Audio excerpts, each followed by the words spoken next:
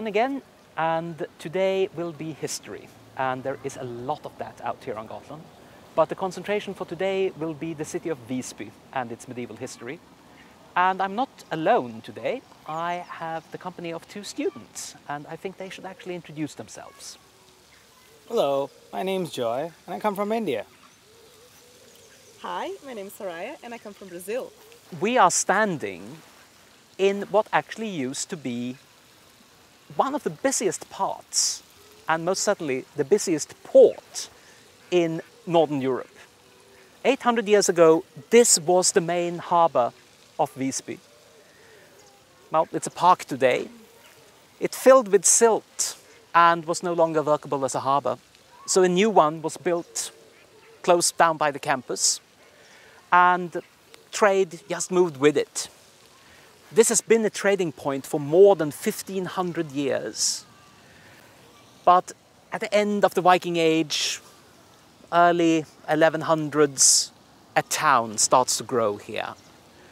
And it became incredibly prosperous. But to carry this story on, we need to see how that wealth expressed itself. We have to go to the market square. So to Pakkhustorget. Now, the center of the Middle Ages, you could say between 1150 and 1350, that was truly the golden age of Visby. Gotland, its position in the middle of the Baltic, was in the center of all the trade up here in the north.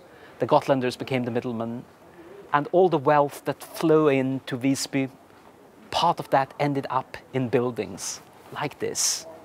9 stories. These houses were used as storage, stores, and also apartments, accommodations for the owners. This was basically the ultimate status object for a merchant at the time.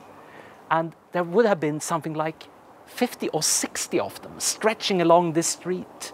So the entire harbour front of Visby would have had buildings like this looking down. Today, only 2 survive at full height. Now, one of the best ways to judge population, to try to get an estimate of how many who lived in a city in the Middle Ages, is actually to count the churches. And there were built somewhere between 15 and 16 churches here in Visby. And a very careful estimate gives a permanent population of something like 6,000 people. And then to that, you must add probably the same again for the summer traders. So 12,000 people. And as a comparison, London at the same time would have been around 25,000. During that time, how much was the approximate population of cities, maybe? Well, of course, cities in Europe were small. Both Baghdad and Hangzhou had populations well over 1 million. And many of the cities in Asia were up to 500,000. So this is small compared to them. But for being in Europe and being in Northern Europe, this was really big. So this is the place where Swedes or Scandinavians learned to live close by. And the whole town had must have had a very international feel to it.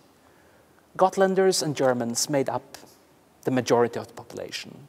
But then you had Swedes, Finns, Russians, Poles, the occasional Dane, and people basically from all over Europe throwing in. So it would have felt quite modern, I think. Now, originally, Gotland wasn't a part of Sweden. It was an independent republic, but in a permanent alliance with the King of Sweden. But things started to change in the mid-13th century. A new power was growing, the Hanseatic League, a group of trading cities in northwestern Europe joining together, aiming to control trade. Now, Visby was very keen to join the league. The rest of the island was not. Visby decided to go it alone, and to make a mark, they built a wall. 3.6 kilometers of wall to cut themselves off from the island. Vex it, if you like. The islanders were not happy about this, and a civil war started in 1288. We don't actually know who won, but in the end, the power of Visby kept growing, and well, the wall is still standing today, so I think they got away with it. For the next 300 years, Gotland was a battleground. Swedes, Danes and Germans fought about the island. And that, of course, resulted in the total impoverishment of this entire province. But that, in a way, also made Gotland to the very special place it is today. Now, in the end, Visby's victory was quite hollow. Its position within the Hanseatic League started slipping quite soon, and the real disasters started to follow. In 1350, the Black Death reached the island, the plague that killed off perhaps half the island's population in just 4 months. And then 10 years after that, basically the end of the Golden Age, the Danish invasion of 1361. In 6 weeks, a Danish army crushed all opposition on the island.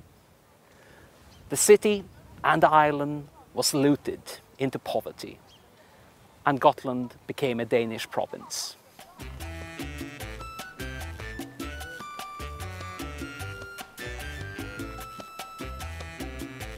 So, Gotland went from being a poor Danish province to being a poor Swedish province. This poverty meant that almost nothing changed out here. And that, of course, had its good sides for us today. The island became a time capsule. Buildings, traditions, and history have survived here like nowhere else in Sweden. Real change, though, that would take some time. Real difference, real new change on the island would have to wait until the late 19th century. And that will actually be our next film. So see you then.